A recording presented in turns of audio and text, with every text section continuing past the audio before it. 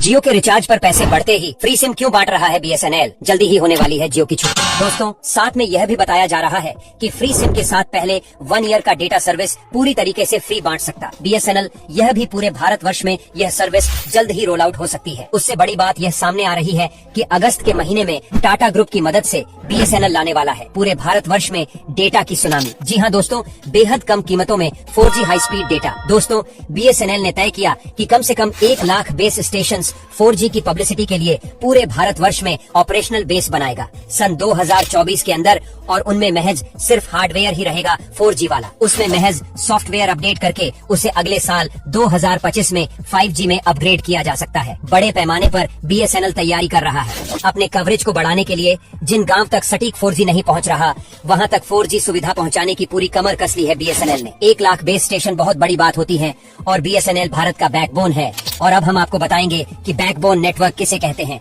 तो बीएसएनएल का जो बैकबोन नेटवर्क है वह बहुत गहरा है, जियो और एयरटेल से कहीं ज्यादा गहरा। आपको बता दें, जब भारत में बीएसएनएल 4G हर जगह पहुंचा देगा, अच्छी खासी स्पीड देगा, तो आप मान के चलिए इन कीमतों पर जो कीमतें ऑफर कर रहा बीएसएनएल, इन कीमतों पर उसने 4G रोल आउट कर दिया पूरे भारत में, तो जियो और एयरटेल को मजबूरन जिन्होंने प्राइसेस बढ़ाई हैं उन्हें नीचे लाना पड़ेगा। अगर पूरा नहीं ला सकते तो कुछ मात्रा में लाना ही होगा, क्योंकि अगर जियो और एयरटेल ने ऐसा नहीं किया तो मानकर चलिए जियो का यूजर बेस ऑलरेडी घटने लगा है। एयरटेल को भी चुनौती समझ में आ रही है, वीआई की उतनी बिसात नहीं जो सामना करे बीएसएनएल का। इस रैंकिंग में आज की तारीख में अगर रैंकिंग निकाली जाए और सबसे ज्यादा यूजर्स की बात की जाए, तो जियो के पास, फिर एयरटेल के पास, फिर वीआई के पास है, फिर बीएसएनएल के पास है। तो सबसे पहले बीएसएनएल वीआई का पत्ता कट करेगा, बीएसएनएल थर्ड पर पहुंचेगा, उसके बाद बीएसएनएल एयरटेल को क्रॉस करेगा, उसके बाद जियो को धकेल कर नीचे कर देगा, और फिर खुद भारत की सबसे बड़ी टेलीकॉम कंपनी बन जाएगा। तब क्या होगा जानते हैं? ध्यान से सुनिए क्या होता है बैकबोन डेटा नेटवर्क। सबसे पहले इस सवाल के ऊपर जरा गौर करते हैं। बीएसएनएल हो गया, जियो हो गया, एयरटेल हो गया, इनके पास में इंटरनेट आता कहाँ से है? दरअसल बीएसएनएल भारत संचार निगम लिमिटेड, इसकी इंटरनेट कनेक्टिविटी अलग अलग माध्यमों से आती है। सबसे पहला submarine cables, under water, high proficiency वाले, हाई एफिशिएंसी वाले, हाई डाटा स्पीड लेने वाले ये केबल्स होते हैं जो समंदर की गहराई से आते हैं। एक कॉन्टिनेंट को दूसरे कॉन्टिनेंट से जोड़ा जाता है, एक देश को दूसरे देश से जोड़ा जाता है। यह केबल है जिससे इंटरनेट कनेक्टेड है। इंटरनेट पूरी दुनिया में जो फैला हुआ है वह इन सबमरीन केबल्स के माध्यम से फैला हुआ, तो बीएसएनएल जो है इन्हीं कुछ इंटरनेशनल सबमरीन केबल से अपना इंटरनेट प्राप्त करता है। ऐसा नहीं है कि बीएसएनएल का जो डेटा आता है वह पूरा सैटेलाइट से आता। बहुत कम मात्रा हम सैटेलाइट इंटरनेट इस्तेमाल करते हैं। अभी भी हम सिर्फ जो सबमरीन केबल है उन्हीं पर निर्भर हैं। सबमरीन केबल जिनसे बीएसएनएल इंटरनेट लेता है उसमें से एक केबल सबसे महत्वपूर्ण है, उसका नाम है ACMWE।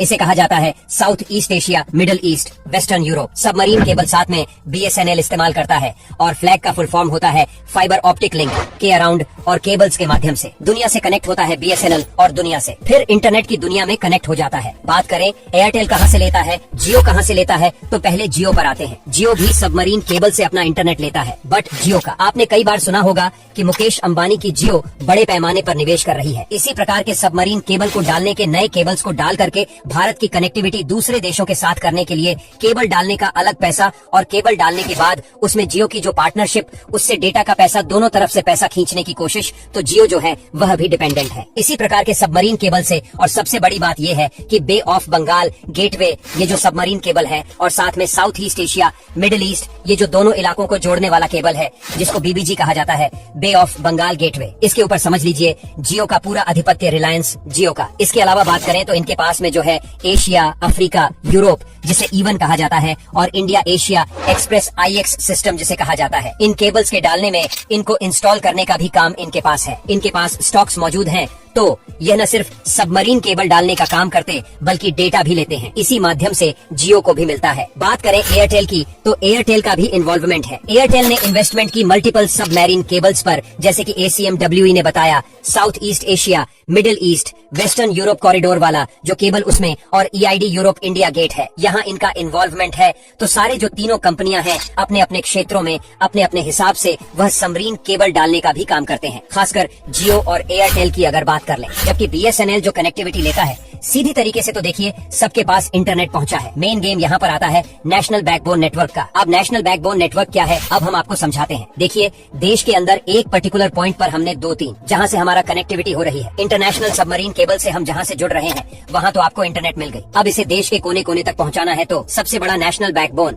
यानी कि हर शहर के साथ में उस केबल को कनेक्ट करना, हर छोटे कस्बे के साथ कनेक्ट करना, हर जिले के हर कस्बे और कस्बे से हर गांव। तो इसको कहते हैं बैकबोन नेटवर्क। में जहाँ से इंटरनेट आ रहा है से लेकर के देश के कोने कोने तक के इंटरनेट की जो पहुंच है उसको बढ़ाना। तो ये नेशनल बैकबोन की अगर बात करें तो इसमें ऑप्टिकल फाइबर OFC जिसे कहा जाता है, इसका अच्छा खासा बैकबोन जो है BSNL के पास है। BSNL ने प्रॉपर पैसा खर्चा किया गांव तक पहुंचने के लिए, और हमने अपने पिछले वीडियो में समझाया था कि इस तरीके से जियो और एयरटेल जो है और VI जो है ये हाई पेइंग कस्टमर को टारगेट करते हैं। हाई पेइंग कस्टमर जो है वो गांव में नहीं रहते और शहरों में रहते हैं, तो शहरों तक इनका बैकबोन नेटवर्क बहुत अच्छा है। लेकिन ज्यादा गांव की बात आती, इन्होंने अपने बैकबोन नेटवर्क को स्ट्रांग किया नहीं, वहाँ पैसे डाले नहीं। ये उनको मालूम था कि वहाँ से पैसे निकल के नहीं आ पाएंगे। जो ऑफर लॉन्च करता है जियो एयरटेल, वो ऑफर इसलिए रहता है कि पहले ऑफर में लोग जुड़ जाएं। उनके साथ जुड़ने के बाद में वो ऑफर खत्म होता है तो उसके बाद नॉर्मल नेचुरल बढ़ी हुई प्राइस से उन सारे ग्राहकों को कंटिन्यू करवाया जाता है। जो ये रेट होता है, जैसे कि पहले प्राइस कम हो गई फिर प्राइस बढ़ गई, तो ऐसे में कुछ कस्टमर लूज होते हैं। पर यह लूज होने का डर है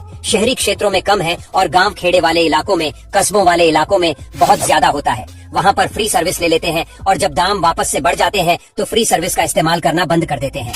तो उस नुकसान से बचने के लिए, बेमतलब में फ्री सर्विस बांटने से बचने के लिए, जियो हो गया, एयरटेल हो गया, ये गांव खेड़ा तक की उन्होंने अपनी जो बैकबोन नेटवर्क को स्ट्रांग नहीं किया, तो सबसे स्ट्रांग नेटवर्क जो है वह BSNL की है, नेशनल बैकबोन नेटवर्क। अब जियो की अगर बात करें, जिनके पास में नेशनल लॉन्ग डिस्टेंस नेटवर्क है, अब यह बड़े बड़े शहरों को जोड़ती है। सिमिलरली बात करें भारतीय एयरटेल की, तो इनकी नेशनल बैकबोन नेटवर्क भी फैली हुई है, अलग अलग तरीके से उन्होंने फैलाई है। पर मेजर तौर पर देखा जाए तो एयरटेल हो गया आपका, जियो हो गया, इनकी बैकबोन नेटवर्क जो है मेन केबल, ज्वारीय सबमरीन केबल से कनेक्ट करके वह गांव, कस्बों और इलाकों में नहीं पहुंची है। इसका फायदा BSNL को मिलेगा। लेकिन यहीं पर बात करें जियो और एयरटेल की, तो जियो और एयरटेल ने पैसा कहाँ लगाया? अगर वो गांव तक नहीं पहुंचे, वहां तक केबल नहीं बिछाया, बैकबोन पर खर्चा नहीं किया, तो पैसा कहाँ लगा? तो उन्होंने डेटा सेंटर बड़े बड़े डाल दिए। अब डेटा सेंटर क्या होते हैं? जहाँ पर डेटा स्टोर होता है और वहाँ से फिर से उसे डिस्ट्रीब्यूट किया जा सकता है। अगर डेटा सेंटर एक पर्टिकुलर स्टेट के 2-3 पॉइंट में आ गया तो स्टेट में बेहतर तरीके से इंटरनेट पहुंच सकता है। और अगर एक ही डेटा सेंटर देश के अंदर या कम है,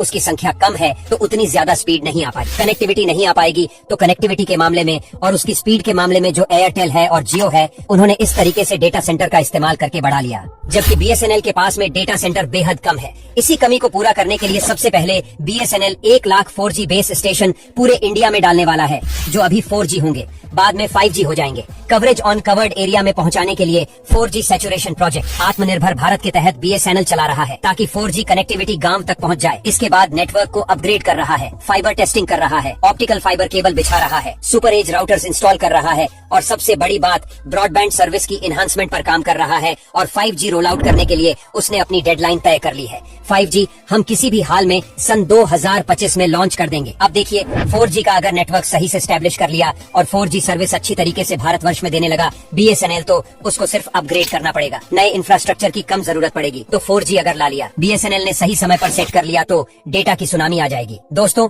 और उसके बाद में एक बार इंफ्रास्ट्रक्चर डल गया तो अगले साल उसको 5G में अपग्रेड करना बेहद आसान होगा। उसके बाद BSNL को बीट करना जियो एयरटेल के लिए, VI के लिए मुश्किल हो जाएगा। अंततः उन्हें भी अपनी प्राइस कम करनी पड़ेगी। हाँ, अगर इस बीच सरकार ने कुछ कर दिया तो कहाँ नहीं जा सकता।